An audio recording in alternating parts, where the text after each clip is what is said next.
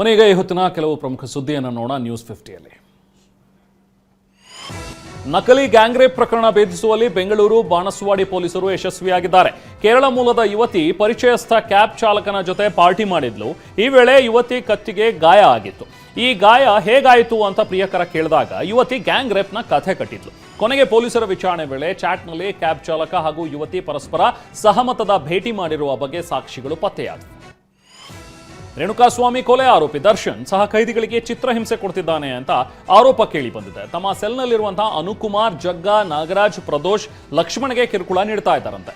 ಮಲಗಿದ್ದವರನ್ನ ಕಾಲಲ್ಲಿ ಒದ್ದು ಎಬ್ಬಿಸಿ ಅವಾಚ್ಯ ಶಬ್ದಗಳಿಂದ ನಿಂದಿಸ್ತಾ ಇದ್ದಾರೆ ಅಂತ ಹೇಳಲಾಗಿದೆ. ಪರಪ್ಪನ ಅಗ್ರಹಾರ ಜೈಲಿನ ಸೆಲ್ನಲ್ಲಿ 2 ದಿನಗಳ ಹಿಂದೆ ದರ್ಶನ್ ಹಾಗೂ ಜಗ್ಗನ ನಡುವೆ ದೊಡ್ಡ ಜಗಳ ಕೂಡ ನಡೆದಿತ್ತಂತೆ. ಕಿತ್ತಾಟ ಜೋರಾಗ್ತಾ ಇದ್ದಂತೆ ಜೈಲಧಿಕಾರಿಗಳು ಜಗಳ ಬಿಡಿಸಿದ್ರು.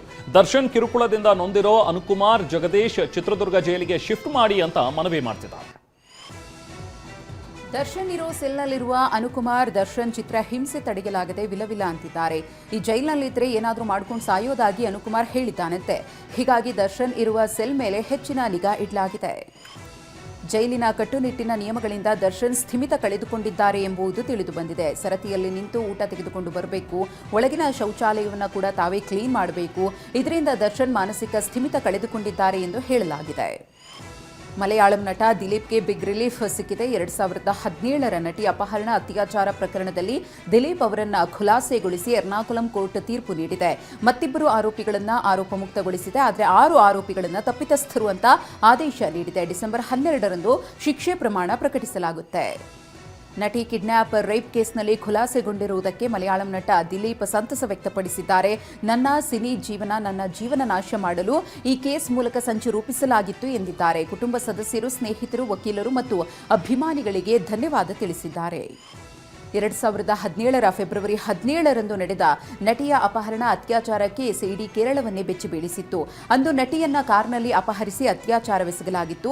ಈ ಪ್ರಕರಣದಲ್ಲಿ ನಟ ದಿಲೀಪ್ ಸೇರಿದಂತೆ 10 ಮಂದಿಯನ್ನ ಆರೋಪಿಗಳನ್ನಾಗಿ ಮಾಡಲಾಗಿತ್ತು.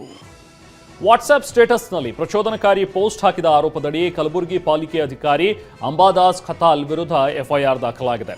ಕಾರ್ಪೊರೇಟರ್ ಶೇಖ್ ಅಜ್ಮಲ್ ಅಹ್ಮದ್ಗೆ ದೂರಿನನ್ವಯ ಬ್ರಹ್ಮಪುರ ಪೊಲೀಸ್ ಠಾಣೆಯಲ್ಲಿ ಎಫ್ಐಆರ್ ದಾಖಲಾಗಿದೆ. ಕೊಪ್ಪಳದಲ್ಲಿ ಪ್ರೀ ವೆಡ್ಡಿಂಗ್ ಶೂಟ್ಗೆ ಹೋಗಿದ್ದ ಜೋಡಿ ದಾರುಣ ಸಾವು ಕಂಡಿದೆ. ಗಂಗಾವತಿ ತಾಲೂಕಿನ ಬೆಣಕಲ್ ಗ್ರಾಮದಲ್ಲಿ ಬೈಕ್ಗೆ ಲಾರಿ ಡಿಕ್ಕಿ ಹೊಡೆದು ಹಸೆಮಣೆ ಏರಬೇಕಾಗಿದ್ದ ಜೋಡಿ ಸಾವನ್ನಪ್ಪಿದೆ. ಡಿಸೆಂಬರ್ 21ಕ್ಕೆ ಮೃತ ಕವಿತಾ, ಕರಿಯಪ್ಪ ಮದುವೆ ಫಿಕ್ಸ್ ಆಗಿತ್ತು. ಕೊಪ್ಪಳದಲ್ಲಿ ಸಂಭವಿಸಿದ ಅಪಘಾತದಲ್ಲಿ ಸಾವನ್ನಪ್ಪಿದವರ ಸಂಬಂಧಿಕರ ಆಕ್ರಂದನ ಮುಗಿಲು ಮುಟ್ಟಿದೆ. ಗಂಗಾವತಿ ತಾಲೂಕು ಉಪವಿಭಾಗ ಆಸ್ಪತ್ರೆ ಮುಂದೆ ಕಣ್ಣೀರು ಹಾಕ್ತಿದ್ದಾರೆ. ಮೃತ ಕರಿಯಪ್ಪ, ಕವಿತಾ ಪಂಪಾ ಸರೋವರ ಹೊಸಪೇಟೆಯಲ್ಲಿ ಪ್ರೀ ವೆಡ್ಡಿಂಗ್ ಶೂಟ್ಗೆ ಅಂತ ಹೋಗಿದ್ರು.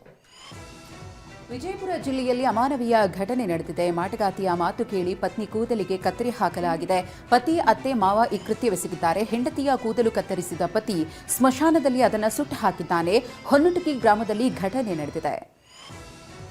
4ನೇ ಮಗು ಗಂಡಾಗ್ಲಿ ಎಂಬ ಕಾರಣಕ್ಕೆ ವಿಜಯಪುರದ ದುಂಡೇಶ್ ಅತ್ತೆ ಮಾವ ಈ ರೀತಿಯ ಹೇಯ ಕೃತ್ಯವೆಸಗಿದ್ದಾರೆ ಅಂತ ಆರೋಪಿಸಲಾಗಿದೆ. ದಂಪತಿಗೆ ಈಗಾಗಲೇ 3 ಹೆಣ್ಮಕ್ಳಿದ್ರು.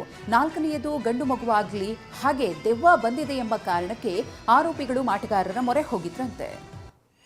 ಕೋಲಾರ ಜಿಲ್ಲೆ ಬಂಗಾರಪೇಟೆ ತಾಲೂಕಿನ ಅನಿಗಾನಹಳ್ಳಿ ಬಳಿ 2 ಬೈಕ್ಗಳ ನಡುವೆ ಡಿಕ್ಕಿಯಾಗಿ ಯುವಕ ಸಾವನ್ನಪ್ಪಿದ್ದಾನೆ. ಗೊಲ್ಲಹಳ್ಳಿಯ ಮನೋಹರ್ ಮೃತ ದುರ್ದೈವಿ. ಗಾಯಗೊಂಡ ಮತ್ತೊಬ್ಬ ಬೈಕ್ ಸವಾರನಿಗೆ ಆಸ್ಪತ್ರೆಯಲ್ಲಿ ಚಿಕಿತ್ಸೆ ಕೊಡಿಸಲಾಗುತ್ತಿದೆ. ಮೈಸೂರಿನಲ್ಲಿ ಉದ್ಯಮಿ ಅಪಹರಣ ಮಾಡಿದ 4 ಆರೋಪಿಗಳನ್ನು ಬಂಧಿಸಲಾಗಿದೆ. ಸಂತೋಷ್, ಅಭಿಷೇಕ್, ಪ್ರಜ್ವಲ್, ದರ್ಶನ್ ಎಂಬುವರನ್ನು ದಸ್ತಗಿರಿ ಮಾಡಲಾಗಿದೆ. ಮತ್ತೊಬ್ಬ ಆರೋಪಿ ಪ್ರೀತಂಗಾಗಿ ಶೋಧ ನಡೆಸಲಾಗುತ್ತಿದೆ. ಶನಿವಾರ ರಾತ್ರಿ ಉದ್ಯಮಿ ಲೋಕೇಶ್ ಅವರನ್ನ ಕಿಡ್ನಾಪ್ ಮಾಡಿ 50 ಲಕ್ಷಕ್ಕೆ ಬೇಡಿಕೆ ಇಡಲಾಗಿತ್ತು. ಬೆಂಗಳೂರು ಜಿಲ್ಲೆಯ ಆನೇಕಲ್ನಲ್ಲಿ ನಡು ರಸ್ತೆಯಲ್ಲಿಯೇ ಕಾರು ಹೊತ್ತಿ ಉರಿದಿದೆ. ಹೊಸೂರು ರಸ್ತೆಯ ಚಂದಾಪುರದಲ್ಲಿ ರಾತ್ರಿ 12 ಗಂಟೆ ಸುಮಾರಿಗೆ ಈ ಘಟನೆ ನಡೆದಿದೆ. ಕಾರ್ನಲ್ಲಿ ಪ್ರಯಾಣಿಸ್ತಾ ಇದ್ದ 8 ಮಂದಿಗೆ ಯಾವುದೇ ಪ್ರಾಣಾಪಾಯ ಆಗಿಲ್ಲ. ಬಾಗಲಕೋಟೆ ಜಿಲ್ಲೆಯ ಬದಾಮಿ ತಾಲೂಕಿನ ಹಲಕುರ್ಕಿ ಗ್ರಾಮದಲ್ಲಿ ದುಷ್ಕರ್ಮಿಗಳು ಮೆಕ್ಕೆಜೋಳಕ್ಕೆ ಬೆಂಕಿ ಹಚ್ಚಿದ್ದಾರೆ. ಕನಕಪ್ಪ ಹಿರೇಹಾಳ ಎಂಬ ರೈತನಿಗೆ ಸೇರಿದ 90 ಕ್ವಿಂಟಲ್ ಮೆಕ್ಕೆಜೋಳಕ್ಕೆ ಪೆಟ್ರೋಲ್ ಹಾಕಿ ಬೆಂಕಿ ಇಟ್ಟಿದ್ದಾರೆ. ಲಕ್ಷಾಂತರ ರೂಪಾಯಿ ಮೌಲ್ಯದ ಮೆಕ್ಕೆಜೋಳ ಸುಟ್ಟು ಭಸ್ಮವಾಗಿದೆ. ದೇವನಹಳ್ಳಿ ಸುತ್ತಮುತ್ತ ಮುಂಜಾನೆ ದಟ್ಟ ಮಂಜು ಆವರಿಸಿದೆ. ಹೀಗಾಗಿ ರಸ್ತೆ ಅಪಘಾತಗಳು ಕೂಡ ಸಂಭವಿಸ್ತಾ ಇವೆ. ಏರ್ಪೋರ್ಟ್ ರಸ್ತೆಯಲ್ಲಿ ಟೆಂಪೋ ಟ್ರಾವೆಲರ್ ಹಾಗೂ ಕ್ಯಾಂಟರ್ ನಡುವೆ ಅಪಘಾತವಾಗಿದೆ. ಇದರಿಂದಾಗಿ ಕ್ಯಾಂಟರ್ ಮುಂಭಾಗ ನಜ್ಜುಗುಜ್ಜಾಗಿದೆ.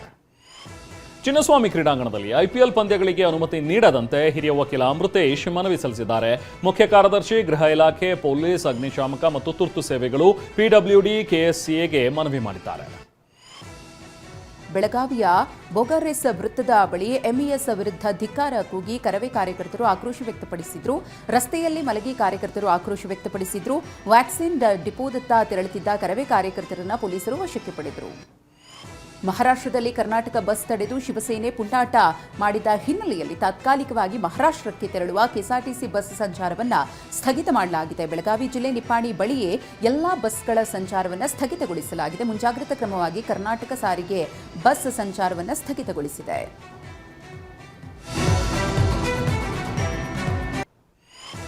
ನಮ್ಮ ಮೆಟ್ರೋ ಪ್ರಯಾಣಿಕರಿಗೆ ಬಿಎಂಆರ್ಸಿಎಲ್ ಗುಡ್ ನ್ಯೂಸ್ ನೀಡಿದೆ. ನಮ್ಮ ಮೆಟ್ರೋಗೆ ಇನ್ನೂ 96 ರೈಲುಗಳು ಸೇರ್ಪಡೆಯಾಗ್ತಾ ಇವೆ. ಹೊಸ ರೈಲುಗಳು ಬರ್ತಾ ಇದ್ದಂತೆ 4 ನಿಮಿಷಕ್ಕೊಂದರಂತೆ ಮೆಟ್ರೋ ರೈಲು ಸಂಚಾರ ನಡೆಸುತ್ತೆ. ಸದ್ಯ ನಮ್ಮ ಮೆಟ್ರೋ ಬಳಿ 64 ರೈಲುಗಳಿವೆ. ಹೊಸದಾಗಿ 96 ರೈಲುಗಳು ಸೇರ್ಪಡೆಯಾದರೆ ಒಟ್ಟು 160 ರೈಲುಗಳು ಆಗುತ್ತೆ.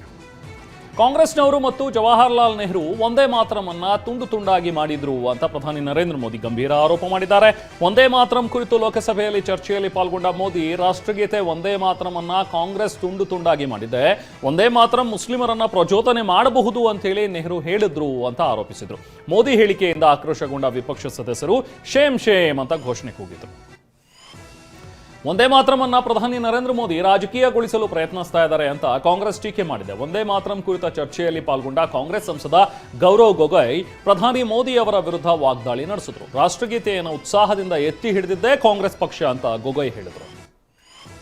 ಒಂದೇ ಮಾತರಂ ಕುರಿತು ಪ್ರಧಾನಿ ನರೇಂದ್ರ ಮೋದಿ ಭಾಷಣ ವೇಳೆ ರಾಹುಲ್ ಗಾಂಧಿ, ಪ್ರಿಯಾಂಕಾ ಗಾಂಧಿ ಗೈರು ಹಾಜರಿಗೆ ಬಿಜೆಪಿ ಆಕ್ರೋಶ ವ್ಯಕ್ತಪಡಿಸಿದೆ.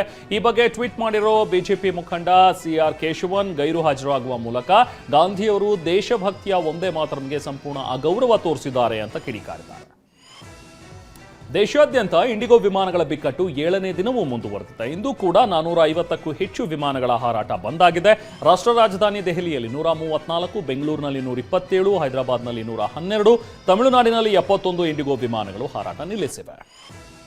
ಬೆಂಗಳೂರಿನಲ್ಲಿ ಇಂದು ಕೂಡ ವಿಮಾನಗಳ ಹಾರಾಟ ರದ್ದು ಮುಂದುವರೆದಿದೆ. ಈವರೆಗೂ ಕೆಂಪೇಗೌಡ ಏರ್ಪೋರ್ಟ್ನಲ್ಲಿ 126 ವಿಮಾನಗಳ ಹಾರಾಟ ರದ್ದಾಗಿದೆ. ಏರ್ಪೋರ್ಟ್ನಿಂದ ನಿರ್ಗಮಿಸಬೇಕಿದ್ದ 64 ಮತ್ತು ಆಗಮಿಸಬೇಕಿದ್ದ 6 ವಿಮಾನಗಳು ರದ್ದಾಗಿವೆ. ಕೆಂಪೇಗೌಡ ವಿಮಾನ ನಿಲ್ದಾಣದಲ್ಲಿ ಮಕ್ಕಳು, ತಾಯಂದಿರು ಕೂಡ ಪರದಾಡುತ್ತಿದ್ದಾರೆ. ಚಿಕ್ಕ ಚಿಕ್ಕ ಮಕ್ಕಳನ್ನು ಕರೆದುಕೊಂಡು ಬಂದಿರುವ ತಾಯಂದಿರು ಸಂಕಷ್ಟಕ್ಕೀಡಾಗಿದ್ದಾರೆ. ಮಕ್ಕಳಿಗೆ ಹಾಲುಣಿಸಲು, ಊಟ ತಿನ್ನಿಸಲು ಜಾಗವಿಲ್ಲದೆ ಹೈರಾಣಾಗಿದ್ದಾರೆ. ಬೆಂಗಳೂರಿನಲ್ಲಿ ವಿಂಗ್ ಕಮಾಂಡರ್ಗೂ ವಿಮಾನ ಹಾರಾಟ ರದ್ದು ಬಿಸಿ ತಟ್ಟಿದೆ. ತಡರಾತ್ರಿ 12 ಗಂಟೆಯಿಂದ ಬೆಳಗ್ಗೆ 6 ಗಂಟೆಯವರೆಗೂ ಚಳಿ ಗಾಳಿಯಲ್ಲಿ ಒದ್ದಾಡಿದ್ದೇವೆ. ಕೂರಲು ಸಹ ಸರಿಯಾದ ಜಾಗ ಇಲ್ಲ ಅಂತ ಬೇಸರ ವ್ಯಕ್ತಪಡಿಸಿದ್ದಾರೆ. ತೆಲುಗು ಬಿಗ್ ಬಾಸ್ ಸ್ಪರ್ಧಿಯಾಗಿದ್ದ ನಿಖಿಲ್ ನಾಯರ್ಗೂ ಇಂಡಿಗೋ ವಿಮಾನ ವಿಳಂಬದ ಬಿಸಿ ತಟ್ಟಿದೆ. ಹೈದರಾಬಾದ್ಗೆ ತೆರಳಲು ಬಂದಿದ್ದ ನಿಖಿಲ್ ನಾಯರ್ ಕ್ಯೂನಲ್ಲಿ ನಿಂತು ಪರದಾಡಿದ್ರು. ಇಂಡಿಗೋ ಏರ್ಲೈನ್ಸ್ ವಿರುದ್ಧ ಅಸಮಾಧಾನ ವ್ಯಕ್ತಪಡಿಸಿದ್ರು. ಗೋವಾ ನೈಟ್ ಕ್ಲಬ್ನಲ್ಲಿ ಭಾರೀ ಅಗ್ನಿ ಅವಘಡ ಪ್ರಕರಣಕ್ಕೆ ತಲೆದಂಡವಾಗಿದೆ. 3 ಹಿರಿಯ ಅಧಿಕಾರಿಗಳನ್ನು ಸಸ್ಪೆಂಡ್ ಮಾಡಲಾಗಿದೆ. ಅಗತ್ಯ ಸುರಕ್ಷತಾ ಕ್ರಮ ಕೈಗೊಳ್ಳದಿದ್ದರೂ ಸಹ ಕ್ಲಬ್ಗೆ ಅನುಮತಿ ನೀಡಿದ ಹಿನ್ನೆಲೆಯಲ್ಲಿ ಅಮಾನತು ಮಾಡಲಾಗಿದೆ. ದೆಹಲಿ ಹಾಗೂ ಎನ್ಸಿಆರ್ನಲ್ಲಿ ವಾಯು ಮಾಲಿನ್ಯ ಮುಂದುವರೆದಿದೆ. ವಾಯು ಗುಣಮಟ್ಟ ತೀರಾ ಕಳಪೆ ಮಟ್ಟಕ್ಕೆ ತಲುಪಿದೆ. ಐಕ್ಯೂಎನ್ನಲ್ಲಿ ವಾಯು ಗುಣಮಟ್ಟ 368 ದಾಖಲಾಗಿದೆ. ಬಹುತೇಕ ಪ್ರದೇಶಗಳಲ್ಲಿ ಎಕ್ಯೂಐ 350 ಗಡಿ ದಾಟಿದೆ. ಭಾರತ ಹಾಗೂ ದಕ್ಷಿಣ ಆಫ್ರಿಕಾ ನಡುವಿನ ಟಿ20 ಕ್ರಿಕೆಟ್ ಸರಣಿ ನಾಳೆಯಿಂದ ಆರಂಭವಾಗ್ತಾ ಇದೆ. 5 ಪಂದ್ಯಗಳ ಸರಣಿಯ ಮೊದಲ ಪಂದ್ಯ ಭುವನೇಶ್ವರದಲ್ಲಿ ನಡೆಯುತ್ತೆ. ಸೂರ್ಯಕುಮಾರ್ ಯಾದವ್ ನೇತೃತ್ವದ ತಂಡ ಏಕದಿನ ಸರಣಿಯಂತೆ ಟಿ20 ಸರಣಿ ಗೆಲ್ಲುವ ವಿಶ್ವಾಸದಲ್ಲಿದೆ. ಗಾಯಗೊಂಡಿದ್ದ ಶುಭ್ಮನ್ ಗಿಲ್ ತಂಡಕ್ಕೆ ಮರಳುವ ವಿಶ್ವಾಸದಲ್ಲಿದ್ದಾರೆ. ಏಕದಿನ ಸರಣಿ ಸೋಲಿನಲ್ಲಿ ಕಂಗೆಟ್ಟಿರುವಂತಹ ದಕ್ಷಿಣ ಆಫ್ರಿಕಾ ಆಟಗಾರರು ಪುಟಿದೇಳುವ ವಿಶ್ವಾಸದಲ್ಲಿದ್ದಾರೆ. ಭಾರತೀಯ ಮಾಜಿ ಟೆನ್ನಿಸ್ ಆಟಗಾರ್ತಿ ಸಾನಿಯಾ ಮಿರ್ಜಾ ಪುತ್ರನಿಗೆ ಟೆನ್ನಿಸ್ ತರಬೇತಿ ನೀಡುವುದರಲ್ಲಿ ನಿರತರಾಗಿದ್ದಾರೆ. ಪುತ್ರ ಎಜಾನ್ ಮಿರ್ಜಾ ಮಲಿಕ್ಗೆ ತರಬೇತಿ ನೀಡುವ ವಿಡಿಯೋವನ್ನು ಸಾನಿಯಾ ಮಿರ್ಜಾ ತಾಯಿ ನಸೀಮಾ ಮಿರ್ಜಾ ಇನ್ಸ್ಟಾಗ್ರಾಂನಲ್ಲಿ ಹಂಚಿಕೊಂಡಿದ್ದಾರೆ. ಮಗಳು, ಮೊಮ್ಮಗ ಒಂದೇ ಆಟ ಆಡುವುದನ್ನು ನೋಡಿದ್ರೆ ಹಳೆಯ ನೆನಪುಗಳನ್ನು ನೆನಪಿಸುತ್ತೆ ಅಂತ ನಸೀಮಾ ಮಿರ್ಜಾ ಬರೆದುಕೊಂಡಿದ್ದಾರೆ. ಬ್ಯಾಡ್ಮಿಂಟನ್ ತಾರೆ ಸೈನಾ ನೆಹ್ವಾಲ್ ಡ್ಯಾನ್ಸ್ ಮಾಡಿರುವ ವಿಡಿಯೋ ಸಾಮಾಜಿಕ ಜಾಲತಾಣದಲ್ಲಿ ಫುಲ್ ವೈರಲ್ ಆಗಿದೆ. ಧುರಂಧರ್ ಚಿತ್ರದಲ್ಲಿ ಅಕ್ಷಯ್ ಖನ್ನಾ ಎಂಟ್ರಿಯನ್ನು ತಮ್ಮದೇ ಶೈಲಿಯಲ್ಲಿ ನೆಹ್ವಾಲ್ ತೋರಿಸಿದ್ದಾರೆ. ನೀವು ಅಕ್ಷಯ್ ಖನ್ನಾ ಅಭಿಮಾನಿಯಾಗಿದ್ದರೆ ತಂದೆ ವಿನೋದ್ ಖನ್ನಾ ಅಭಿಮಾನಿಯಾಗಿದ್ದರೆ ಅಂತ ಇನ್ಸ್ಟಾಗ್ರಾಂನಲ್ಲಿ ಸೈನಾ ನೆಹ್ವಾಲ್ ಬರೆದುಕೊಂಡಿದ್ದಾರೆ.